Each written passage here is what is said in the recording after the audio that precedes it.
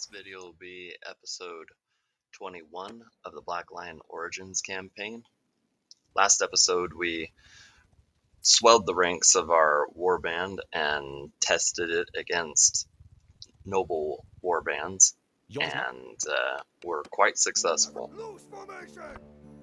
We also achieved the skill level of 275 athletic skill, which is massive.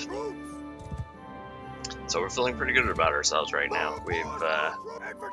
We're just about to make 27th level, which is gonna feel good. It feels like we haven't leveled in a while, and we're coming off the backs of several big wins in the Jacqueline territory of the Vlandia Kingdom. So I always like to run out and abuse the enemy infantry and archers as much as I can as they are trying to get repositioned from the beginning of the battle. I just made my 27th level. That is fantastic. We're making tactics skills too. Like a lot of people complain how slow the tactics skill levels up, but and I mean it is slow. It's probably, if not the slowest, one of the slowest. But that's mostly because because I am not able to level my cunning attributes until much later in the game. We're getting fairly prickled by these crossbowmen, so we're gonna try and deal with some of them before they take us. Oh, well, they didn't kill us. We did get a good chunk of the enemy killed. I think we're fairly safe in letting our warband take the rest of this fight. I didn't see a whole lot of high-level troops in that enemy warband, certainly not in their infantry line. Yeah, we did suffer some losses. We lost 4 troops, all recruits, but we also leveled up 24 troops, so I would say that is a win in the end, even though I went down. But we're absolutely going to catch these looters so that I can heal up off of them. The vampire that I am. Now I'm leveling up my one-handed and two-handed skills, mostly because I made the mistake already, and now I just want to finish making the mistake, I suppose. The correct thing to be doing at this point in the game would absolutely be to finish my focus points in my roguery skill, because we're going to be fighting caravans, and you can get some good roguery XP fighting caravans, but I can't capitalize on that because I don't have full focus points in that skill yet, which is a shame. But you know, you live and learn. Watch my mistakes and don't repeat them. So the right thing to do in this position. Ooh, that's Elendara, who is one of the nobles that ganged up with Lasand, yeah, and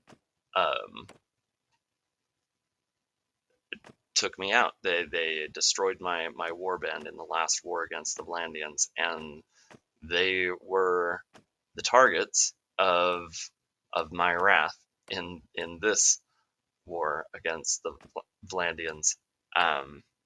Now it is she who is outnumbered 2-1, and we'll see how she enjoys that. More than 2-1, which is just about the exact same position they had me in. Now, to be fair, I feel like I'm not so much angry at her as I am angry at myself. I should have won that fight against her and Lasan, even though I was outnumbered more than 2 to 1. I had a good group of archers put together. They were skilled, tiered up, and I had good positioning against them too. I was about exactly the same as this, and once their infantry met my archer line quit firing and attacked. And though we suffered heavy losses in that engagement, we still had troops at that point. And what we should have done was retreat back behind the hill and dealt with the cavalry. And then, once they were dealt with, I could have dealt with the enemy archers in concert with my troops. But I did not command my troops to their fullest potential, and because of that, we lost. As Elendara did just now. And she is now at our mercy. We could have full capacity to take her prisoner and execute her right now. But, as I said, it's not her that we were angry at. We were angry at ourselves, and so we decide to be more chivalrous than the nobles and offer her her freedom after defeating her. So here's the target. This is what we've been gaming towards, is enemy caravans. This is a full enemy caravan, and what I'm doing here, my strategy is I ride out towards their cavalry as they're engaging on my archers, and I try and pick up as many of them, make as many of them interested in me as possible, and swerve them to my right, their left, and that opens them up to archer fire, but also it splits their cavalry's focus, which is great because then my archers can focus on the cavalry that are attacking them initially, and I can then make a loop and come around and ride behind them, behind their cavalry, and then I have a target that is focused on my archers, which is so much easier to deal with than one that is focused on me. So we took out that warband of, that caravan of 49, and we suffered only 1 loss, which is huge. Those caravans are worth a lot of gold.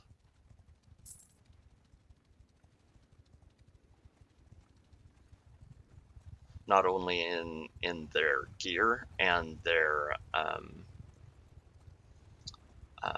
goods that they are attempting to sell, but they're also worth a lot of gold just in taking them out. You'll often get 10,000 or more gold just for sacking them. So yeah, it's a huge gold gains fighting caravans, and you're building your roguery EXP, which makes it so that you can get more loot in all of your engagements, which is massive.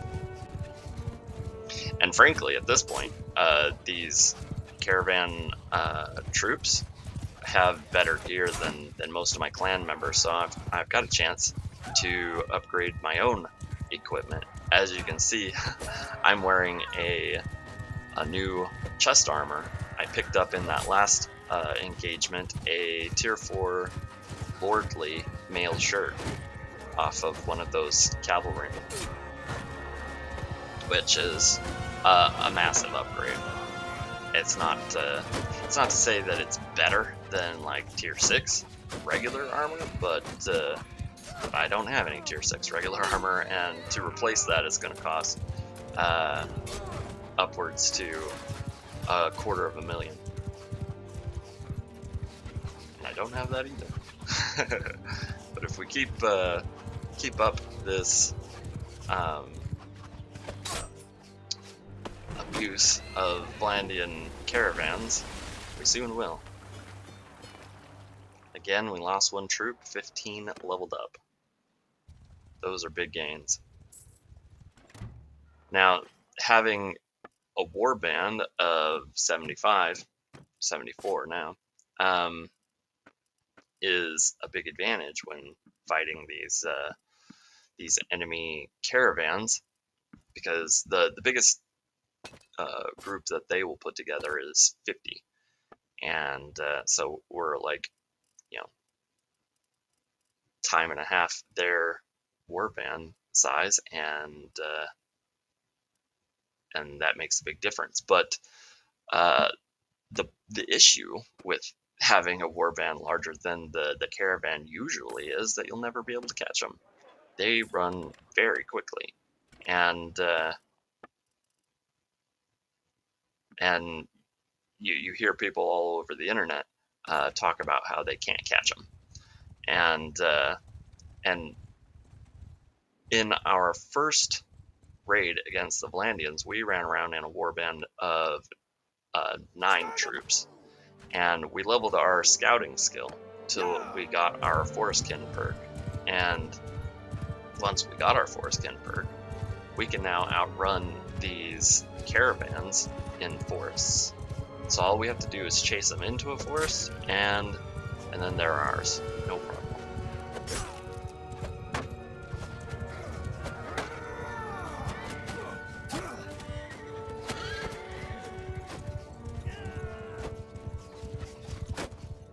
It's great. We were able to draw a lot of focus off of our archer line from these cavalry, and because of that, my archers picked their cavalry line apart from a distance. I wouldn't be surprised if we don't suffer any losses in this engagement.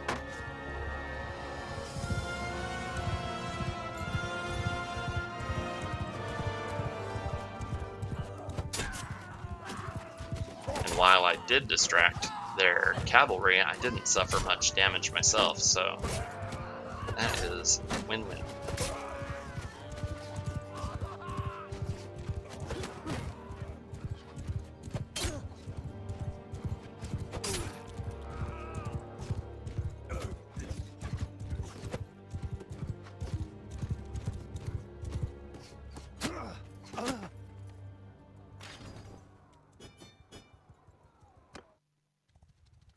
Another big reason that we should be trying to get a lot of gold, which you'll see we're up to 92,000 right now, and we bought a noble bow for Sassel, so he can use that from his horse. Another reason why we need to accumulate large masses of gold is my brother Nathan has been single for far too long, and he's recently begun belly aching about it. Not that I can blame him. He's been offered just the worst that Calradia has to offer, and I think we're going to have to, in the end, resort to paying a significant bride price to secure him a wife that is of any value to my clan.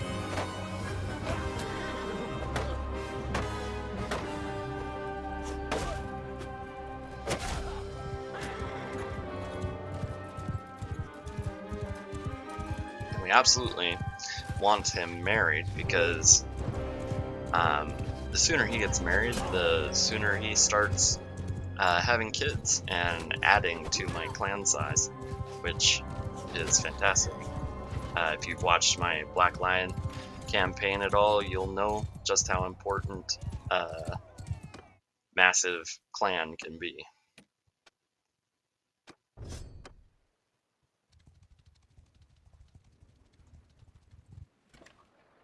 That sprint perk on Latigal is fantastic. What it does is increases your movement speed by 5% if you aren't using a shield or a ranged weapon. So that means that when she switches to melee mode, she's going to be moving 5% faster. And there are a bunch of perks like that. You say, oh, 5%, whoop-de-doo. But there are a bunch of speed increasing perks that you can get, and if you amass them all, then you can actually substantially increase your overall movement speed on foot. You'll see we raided a couple of caravans there only, and we put together profits of like 25,000 gold, which is pretty darn decent, and that's not including the gold that we got for initially sacking the caravans. I don't think that was shown, but as I said before, that can be up to 10,000, like more than 10,000 gold just for that. So the action slowed down there around Ortesia, so we're gonna go and hunt some caravans up towards the forests of Sargo. That is a big scouting perk right there. You'll see that even though my leadership skill is very low, because we are daily winning battles against enemy warbands and caravans, our morale, our party morale, is quite high. I think it's maxed out. And so to get that perk that increases my warband's movement speed based on their morale is a big deal. The faster my warband goes on the map, the better.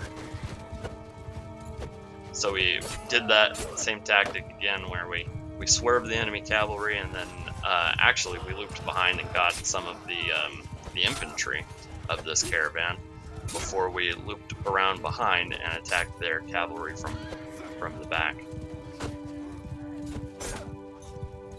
Oh, just lost a sharpshooter. That is not okay. And a crossbowman. It's been a tough caravan for sure. They've thrown a beating on me too. And it's not as though I was ineffective against them, but sometimes you suffer some losses.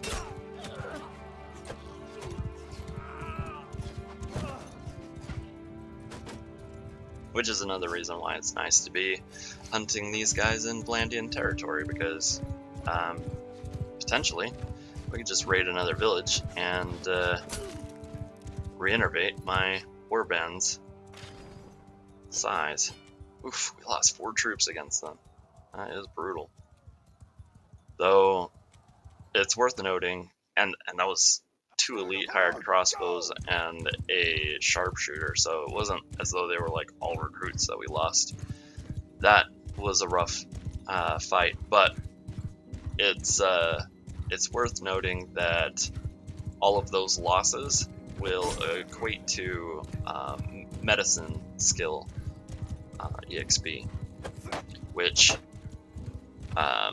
is kind of small comfort, but it's really important to get your medicine skill up to 75, because once you do that, you can get the perk that makes it so that your medicine skill is applied to the enemy troops as well as your own. And so every time you destroy an enemy warband, you're leveling your medicine skill, not only when your troops get hurt, but when your enemies do as well, which will increase not only your personal medicine skill level, but your character level as well, which is very important. And we're, despite having had 5 focus points in medicine, we're still quite far away from leveling. We're still quite far away from 75 medicine skill level, but we're closing in on it. I think we're in the 60s somewhere.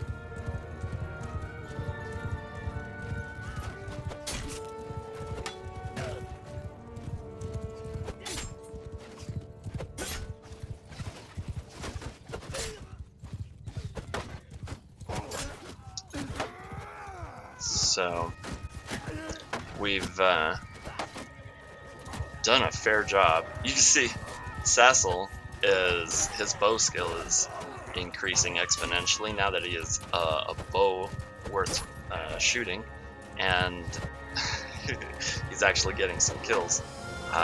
We need that for all of our clan members, and that's again why we're fighting these caravans. We need to get bows, preferably noble longbows, for all of my clan members. I might keep Sassel on horseback though, since he's already got the noble bow, and get him some armor so that they're tough enough, so that next time my warband goes down, which it will, it is just kind of the fact of the game. You sometimes lose battles, but when that does happen, we'll be able to run a warband of clan members and be very efficacious.